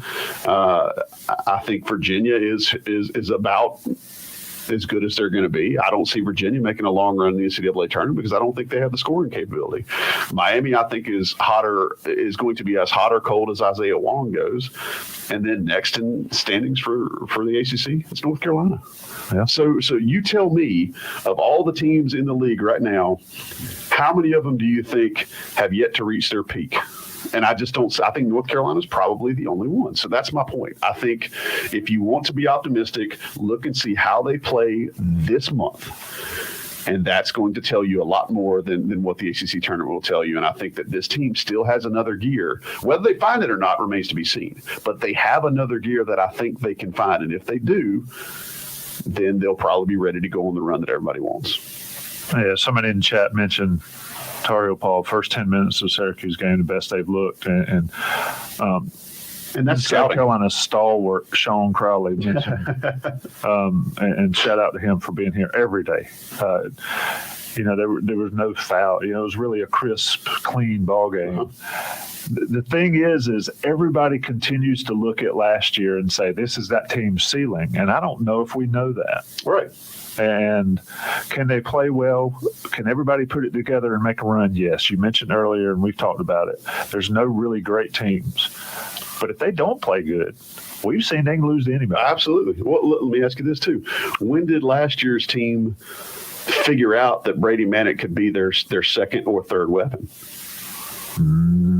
After he went off after UNC Asheville, right? But they did. But he didn't. It didn't actually happen until Garcia left. So my thing is that team didn't even start really working him into the offense. And I'm not, again, Pete Nance is not Brady Manick. That's not my point. My point is trajectories. That team did not round into form until mid-February. So again, it's let's just hang tight and let's see what the next couple of weeks bring. Tommy, anything you want to get out there before we put a bow on this show? Now that I've stepped down off my soapbox. No, Joey Powell, the voice of reason. Those things have never been said. I was going to say optimism. For the true Joey, check out that Twitter feed during ball games. Hey, look, I'm a lot more even-handed than I used to be. I'll tell you that. I have mellowed in my old age. I've probably been spending too much time with Tommy. Yeah, no. I don't even know how to answer that. Shout out to AJ on the board. Shout out to Nia for coming and dealing with us old heads in here.